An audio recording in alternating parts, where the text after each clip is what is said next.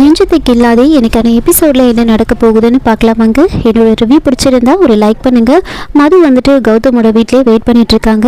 இதை பார்த்து சந்தோஷ் வந்துட்டு போயிட்டு கௌதம் கிட்ட வந்து சொல்கிறாங்க, டே அந்த பொண்ணு வந்திருக்காடா, நீ வந்து கொஞ்சம் பேச அப்படின்னு சொல்ல. அப்போது கௌதம் வந்துட்டு அதெல்லாம் நான் பேச மாட்டேன், அவங்கெல்லாம் வந்து பேராசை பிடிச்சவங்க, பணத்தை நம்மக்கிட்ட இருந்து பிடுங்கினதுக்காக அவங்க என்னெல்லாம் பண்ணாங்க, இப்போ ஒரு போலீஸ் கம்ப்ளைண்ட் கொடுத்து டார்ச்சர் பண்ண உடனே சாரி கேட்கறதுக்கு வந்துட்டாங்களா, நான்லாம் பேச மாட்டேன், அப்படியே அனுப்பிவிடு அப்படின்னு சொல்கிறாங்க. இப்போ சந்தோஷ் வந்துட்டு இப்படி பேசினா எப்படிடா, வாடா அப்படின்னு கூப்பிட்டு அப்போ கௌதம் வந்துட்டு இப்போ நீ போறியே இல்லை நான் போட்டுமா அப்படின்னு சொன்னதுமே சரின்னு சந்தோஷே வந்து செக்யூரிட்டி கிட்ட அவங்கள போக சொல்லுங்க அப்படின்னு சொல்கிறாங்க.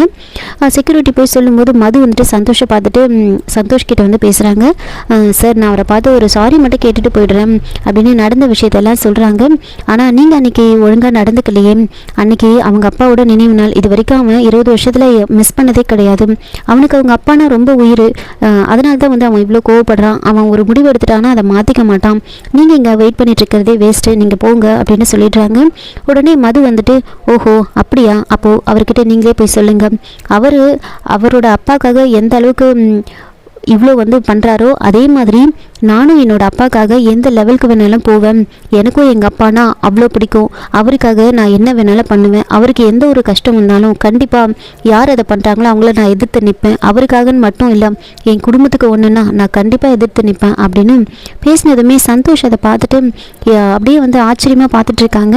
மது அங்கேருந்து வந்துடுவாங்க. சந்தோஷ் நேராக போயிட்டு கௌதம் கிட்ட வந்து பேசுகிறாங்க. இப்போ கௌதம் வந்துட்டு என்ன அவள் போயிட்டாளா, என்ன சொன்னா அந்த ட்ராமா குயின் அப்படின்னு சொல்லும்போது இப்போ சந்தோஷ் வந்துட்டு கௌதம் நீ நினைக்கிறது தப்பு, அவள் நல்ல பொண்ணாக தெரியிறாடா, அவள் ரொம்ப இன்டெலிஜென்ட்டு, அவள் பேசுறதெல்லாம் பார்க்கும்போது அவள் ரொம்ப கிளவர் அண்ட் இன்டெலிஜென்ட் அப்படின்னு சொன்னதுமே அதெல்லாம் எதுவும் கிடையாது, நீ என்னோட ஃப்ரெண்டா இல்லை அவளோட ஃப்ரெண்டா அப்படின்னு கோவப்பட்ட உடனே சரி விட்டுரு அப்படின்னு சொல்லிடுறாங்க. மது வந்து இதே டென்ஷனோடவே வீட்டுக்கு போவாங்க. இங்கே கௌதமும் சந்தோஷம் பேசிகிட்டு இருக்கும் போது மாயா ரொம்ப டென்ஷனாக வந்து பேசிக்கிட்டே வந்து வீட்டுக்குள்ளே வராங்க.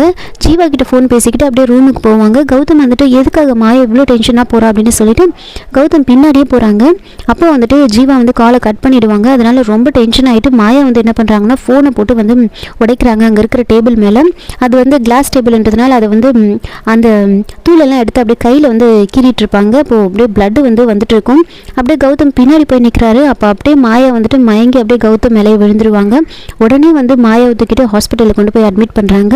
அங்கே மாயாவை பார்த்து கௌதம் வந்து ரொம்ப ஃபீல் பண்ணிட்டு இருக்காங்க. அதுக்கப்புறம் சந்தோஷ் கிட்ட வந்து சொல்கிறாங்க, மாயாவை இந்த நிலைமைக்கு ஆகணும், அந்த பையனை வந்து யாருன்னு கண்டுபிடிக்கணும் அப்படின்னு சொன்னதுமே சந்தோஷ் வந்துட்டு எப்படி நீ மாயாவோட இந்த நிலைமைக்கு காரணம் ஒரு பையன் தானே சொல்கிற அப்படின்னு சொல்ல, இங்கே பார் கடவுள் எல்லாத்தையும் பார்த்து தான் பண்ணுவார், ஒரு பொண்ணு இந்த மாதிரி பண்ணியிருக்கானா கண்டிப்பாக வந்து அதில் ஒரு பையன் இருக்கான்னு தான் அர்த்தம், இந்த மாதிரி விஷயத்துக்கெலாம் வந்து கண்டிப்பாக இந்த மாதிரி காரணமாக தான் இருக்கும், அவள் லவ் பண்ணுற பையன் யாருன்னு நம்ம தெரிஞ்சுக்கணும், அதே மாதிரி வந்துட்டு அவள் வந்து யார் மேலாவது பாசம் வச்சான்னா அவன் ரொம்ப ஆழமாக நேசிப்பான், அவன் யாருன்னு கண்டுபிடிக்கணும் அப்படின்னு வந்து சொல்கிறாங்க. அதை கேட்டு சந்தோஷ் வந்துட்டு சரி பார்க்கலாம் அப்படின்னு சொல்லிட்டு இருக்காங்க. பணத்துக்காக வந்துட்டு இந்த மாதிரி பெரிய இடத்து பொண்ணை பார்த்து ட்ராப் பண்ணி அவங்க கிட்ட இருந்து பணத்தை பிடுங்கணும்னு நினைப்பாங்க, இதான் அவங்களோட மென்டாலிட்டி அப்படின்லாம் வந்து சொல்கிறாங்க. ஒருவேளை கூட படித்த பையனாக இருக்குமா அப்படின்லாம் கேட்க, கூட படித்த பையன்லாம் கிடையாது, அவளோட ஃப்ரெண்ட்ஸ் எல்லாருமே எங்களுக்கு தெரியும் அப்படின்னு சொல்கிறாங்க.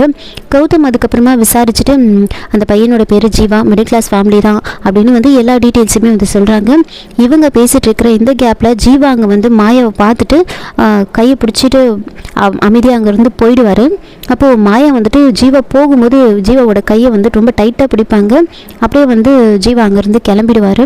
இங்கே கௌதம் வந்து பேரை கேட்டுட்டு நம்பர்லாம் வாங்கி முதல்ல அவனுக்கு கால் பண்ணி பேசணும் அப்படின்னு ரொம்ப டென்ஷனாக இருப்பாங்க. அங்கே மது வீட்டுக்கு போயிட்டு டென்ஷனாக இருக்கிறத பார்த்துட்டு அதித்தி வந்து என்ன ஆச்சு அப்படின்னு கேட்குறாங்க.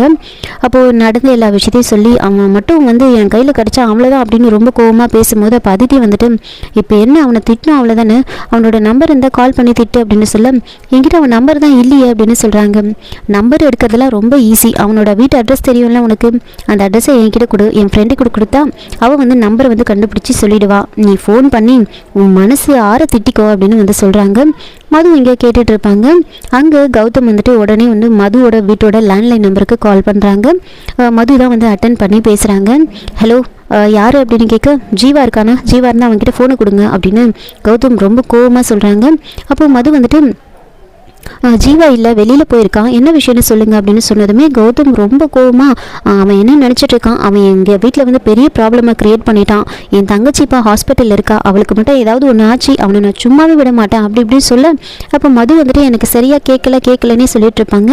அப்போ கௌதம் வந்துட்டு இங்கே பாருங்கள், சும்மா இரிட்டேட் பண்ணாதீங்க, ஒழுங்காக சிக்னல் இருக்கிற இடத்துல போய் பேசுங்க அப்படின்னு சொல்ல, ஹலோ இது ஒன்றும் மொபைல் கிடையாது, சிக்னல் இருக்கிற இடத்துல போய் பேசுறதுக்கு நீங்கள் பண்ணியிருக்கிறது லேண்ட்லைனுக்கு, இங்கே தான் பேச முடியும் அப்படின்னு மது வந்து சொல்கிறாங்க. அதை கேட்டு இங்கே பாருங்கள் கொஞ்சம் மரியாதையாக பேசுங்க அப்படின்னு சொல்ல, நான் மரியாதையாக தான் பேசுகிறேன், நீங்கள் தான் இப்போ என் தம்பியை வந்து மிரட்டிட்டு இருக்கீங்க, முதல்ல நீங்கள் யார் அப்படின்னு ரொம்ப மதுவும் கோவமாக பேசுகிறாங்க.